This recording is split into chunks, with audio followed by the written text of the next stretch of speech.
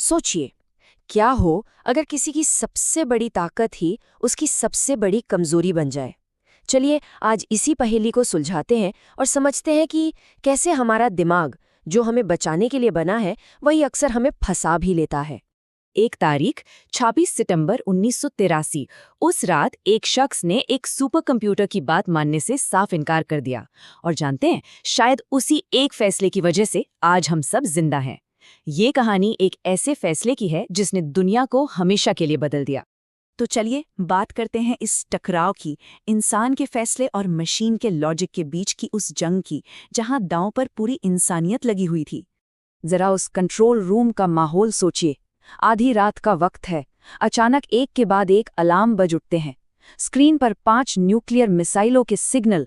Computer चिल्ला चिल्ला कर कह रहा है कि हमला हो चुका है, हमला कन्फर्म्ड है, प्रोटोकॉल साफ है, तुरंत जवाबी हमला करो। बस कुछ मिनट और तीसरा विश्व युद्ध शुरू हो जाता। और यहीं पर कहानी में एक मोड़ आता है। उस भयानक तनाव के बीच ड्यूटी पर तैनात लेफ्टिनेंट कर्नल स्टैनिस्लाव पेट्रोव ने एक ऐसा सवाल पूछा जो वो सुपर स्मार्ट कंप्यूटर कभी सोच ही नहीं सकता था। उन्होंने सोचा, एक मिनट, अगर अमेरिका को न्यूक्लियर वॉर शुरू ही करनी है तो वो सिर्फ 5 मिसाइलें क्यों भेजेगा? ये तो कोई बात नहीं हुई। असली हमले में तो सैकड़ों मिसाइलें दागी जाती हैं। और फिर पेट्रोव ने वो किया जो लगभग नामुमकिन था।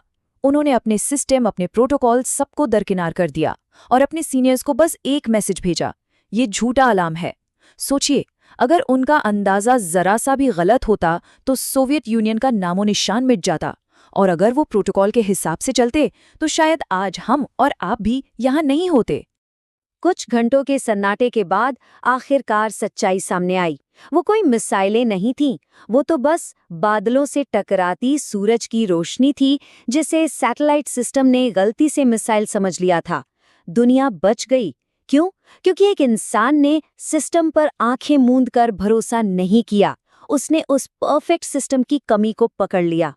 पेट्रोव ने तो एक बाहरी कंप्यूटर सिस्टम की खामी को पहचान लिया, लेकिन क्या हम कभी अपने दिमाग के अंदर चल रहे सिस्टम्स को देख पाते हैं?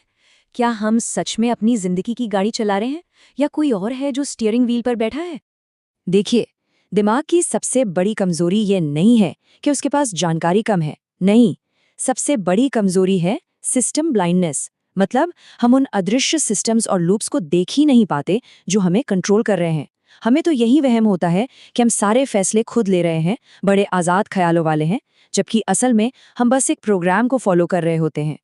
और ये लूप्स, ये तो हमारी रोज की जिंदगी का हिस्सा हैं। जैसे किसी ने हमारी गलती बताई और हम फौरन बचाव करने लगते हैं, बहस करने लगते हैं। ये है ईगो लूप। या फिर कोई जरूरी काम है, मुश्किल है, तो हम उसे टालते रहते हैं, कल करेंगे, परसों करेंगे। ये है डर का लूप। और वो तो हम सब जानते हैं। बस 5 मिनट के लिए फोन देख लूं और फिर घंटों कहाँ निकल जाते हैं पता ही नहीं चलता। ये है आदत का लूप। और ये कोई मजाक की बात नहीं है। ड्यूक यूनिवर्सिटी की एक स्टडी बताती है कि हमारा लगभग 45%, जी हाँ 45% बिहेवियर आदतों से चलता है। मतलब हम अपना लगभग आधा दिन ऑटो पायलट मोड पर गुजार देते हैं। तो अगर हमारा दिमाग इन लूप्स में फंसा है तो सवाल उठता है कि ये लूप्स बनते कैसे हैं, इनका आधार क्या है? और जवाब बड़ा ही मजेदार है। हमारा दिमाग असल में हकीकत को देखता ही नहीं है, वो तो बस उसकी भविष्यवाणी करता है। इस इल्यूजन को देखिए, ये एक खोखला मास्क है। जब इसे घुमाया जाता है तो जो हिस्सा अंदर की तरफ धंसा हुआ है वो भी हमें बाहर की तरफ उभरा हुआ ही नजर आता है। अजीब है ना? ऐसा इसलिए है क्योंकि हमारे दिमाग ने पूरी जिंदगी सिर्फ उभरे हुए चेहरे देखे हैं, तो वो अपनी इसी उम्मीद, अपनी इसी भविष्यवाणी को असलियत पर जबरदस्ती थोप देता है। न्यूरोसाइंस की भाषा में इसे कहते हैं प्रिडिक्टिव प्रोसेसिंग। सीधा सा मतलब ये है कि हमारा दिमाग कोई कैमरा नहीं है जो बस तस्वीरें खींचता है। नहीं, ये एक भविष्यवाणी करने वाली मशीन है। ये हर पल अंदाजा लगाता रहता है कि आगे क्या होगा, और हमारी आंखें, कान, नाक ये सब बस चेक करते हैं कि दिमाग का अंदाजा सही था या गलत। और ये बात बहुत गहरी है। दिमाग का पहला काम सच दिखाना है ही नहीं, उसका पहला काम है अपनी भविष्यवाणी और असलियत के बीच की गलती को कम से कम करना। और अगर इसके लिए उसे हकीकत को थोड़ा बहुत तोड़ना मरोड़ना भी पड़े तो वो खुशी खुशी कर लेता है। तो ये जो हमारे डर हैं, आदतें हैं, हमारे विश्वास हैं, ये सब लूप्स कहाँ से कंट्रोल होते हैं? इन सब के ऊपर एक मास्टर प्रोग्राम बैठा है, एक ऐसा मॉडल जो ये तय करता है कि हम कौन हैं। और उस मास्टर प्रोग्राम का नाम है हमारी पहचान, हमारी आइडेंटिटी। इसे ऐसे समझिए, अगर हमारा दिमाग एक कंप्यूटर है तो हमारी पहचान उसका ऑपरेटिंग सिस्टम है, जैसे विंडोज या iOS। यही ऑपरेटिंग सिस्टम तय करता है कि कौन से विचार और आदतें रन करेंगी और कौन सी ब्लॉक हो जाएंगी। पहचान सिर्फ कोई एहसास नहीं है, ये दिमाग का सबसे बड़ा, सबसे जरूरी भविष्यवाणी करने वाला मॉडल है। ये पहचान कितनी ताकतवर है, इसका एक जबरदस्त उदाहरण है ये एक्सपेरिमेंट। इसमें लोगों को कुछ आंकड़े दिए गए। जब बताया गया कि ये आंकड़े किसी स्किन क्रीम के असर के हैं, तो सबने सही जवाब दिया। लेकिन जब बिल्कुल उन्हीं आंकड़ों को गन कंट्रोल के असर के तौर पर पेश किया गया, तो कमाल हो गया। वही लोग अपनी राजनीतिक पहचान को बचाने के लिए आंकड़ों को तोड़-मड़ोड़ कर पेश करने लगे। मतलब उनकी पहचान ने उनके लॉजिक और मैथ्स को भी हरा दिया। तो अगर हमारा IQ, हमारी समझदारी, सब कुछ हमारी पहचान के सामने घुटने टेक सकता है, तो फिर असली इंटेलिजेंस, सच्ची बुद्धिमत्ता है क्या? क्या यह सिर्फ ज्ञान या लॉजिक है? नहीं, ये कुछ और ही है। चलिए अरबों साल पीछे चलते हैं। एक वक्त था जब पृथ्वी पर ऑक्सीजन एक जहरीली गैस थी। फिर एक नए तरह के बैक्टीरिया ने पूरे वायुमंडल को ऑक्सीजन से भर दिया। नतीजा, ज्यादातर जिंदगी खत्म हो गई, सामूहिक विनाश। लेकिन कुछ जीव बच गए। कौन? वो जिन्होंने उस जहर के साथ जीना सीख लिया, उसे ही अपनी ताकत, अपना ईंधन बना लिया, और वही हमारे पूर्वज बने। असल में जिंदगी का सबसे बड़ा इम्तिहान हमेशा से एक ही रहा है, अनुकूलन, यानी एडेप्टेशन।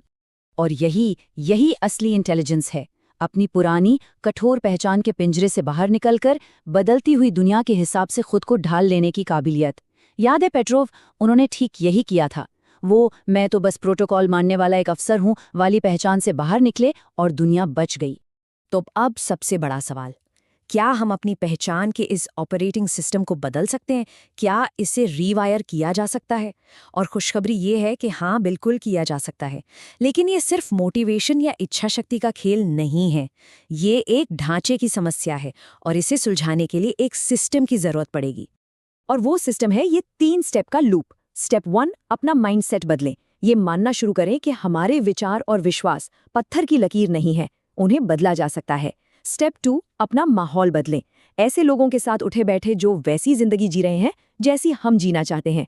और स्टेप 3, अपना व्यवहार बदलें, क्योंकि हम जो बार बार करते हैं आखिरकार वही बन जाते हैं।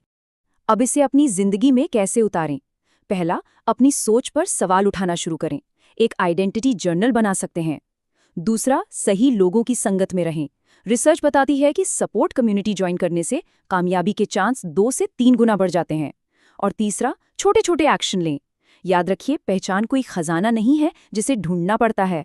पहचान तो हमारे कामों का नतीजा होती है।